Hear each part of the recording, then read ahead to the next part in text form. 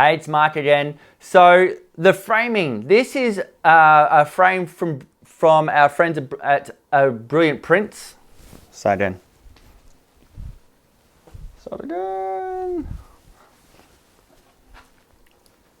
1, 2, 3, 4. Hey, we're going to move on to framing. Now we look at framing. This is our frame from Bpro in Brilliant Prints in Brisbane. Again, it's my family. But when we're looking at framing, there's a few things that you need to consider. For starters, you need to think about what type of framings you want to offer to your client. Now, we've all walked into a framing store where there's like hundreds of frames on the wall, and ornate frames and thin frames and thick frames and colorful and all that type of stuff. What I suggest is that you just select some of your favorites. Now, depending on where you live and depending on what type of photography you shoot will determine the type of framing that you pick. So in my case, it was very contemporary. So for myself, I've selected some really basic frames here. One is an oak frame. Now, your suppliers, Brilliant Prints offers these ones, but your suppliers will give you a sample frame. So you don't need the one product of every frame in your studio. What I suggest is that you get your framed artwork on the wall as you would like, then you have your samples. What a lot of people do, they get little Velcro sticky dots and then they Velcro it onto a board so it's all in the one space. But I want to show you this. So notice that this is an oak frame. All the colors are the same because it's obviously oak. But we've got a flat one, a skinny one, and a boxed oak frame. Then what happens, you move to the matte black, again, flat, skinny, and boxed. So what you want to do is make it really easy for your clients. You go, what type of framing would you like? Do you want a oak, black, a white, a mocha, or a silver in this case? And do you want the thin frame, the flat frame, the small frame, or the box frame?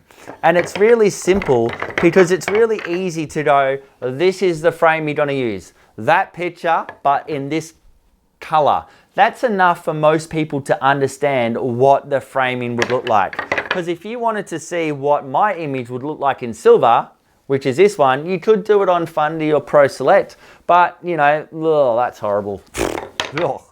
Either way, it's a really simple sample set. So get yourself some samples, all right? So most of your labs will have a sample kit that they'll either give you or you can purchase. It's generally very cheap, but get yourself some samples of the moldings that you would like. Also get yourself some samples of your matting options. So this is a black mat with a white core, a black mat with a black core, a white mat with a black core, and a white mat with a white core, okay? I suggest personally white mat with a white core. I think the others are too heavy, but I'm going to show you a very cool product soon which looks awesome. So all you need to do is get your black mat and your framing and put it up. There's a few other things you need to think about. When it comes to your matting, what we used to do is have a standard mat thickness regardless of the print size.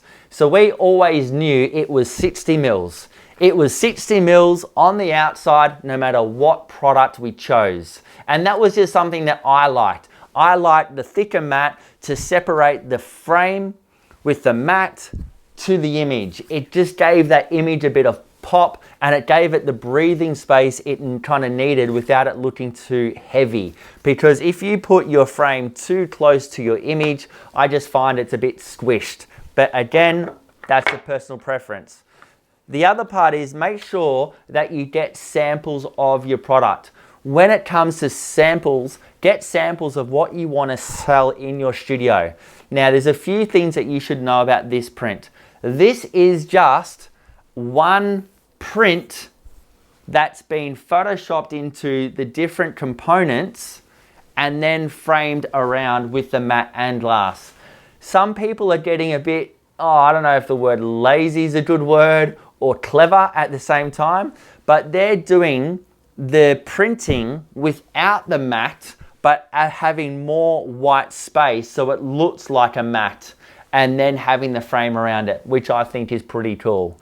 Old school, you used to get the matting and it used to cut around each of the images, and it gave that effect that each image is individual, obviously. But for me personally, I didn't really like that, because you can buy those from any department store where you just get the frame with the cutouts and you stick your pictures in, where this is a design piece of element, but it's got a key line as well.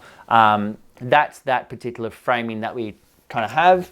Now on the back, presentation is still absolutely everything. So make sure that you've got your tape around the outside. The wire is nice and strong. You're not using stapled string, because your client is going to touch it and pick it up and hang it as well.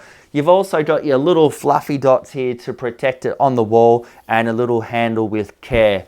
We did used to, in the past, if I can find it, there it is. We used to have a sticker kind of made up that we used to put a sticker on the back too, which was just our little copyright sticker.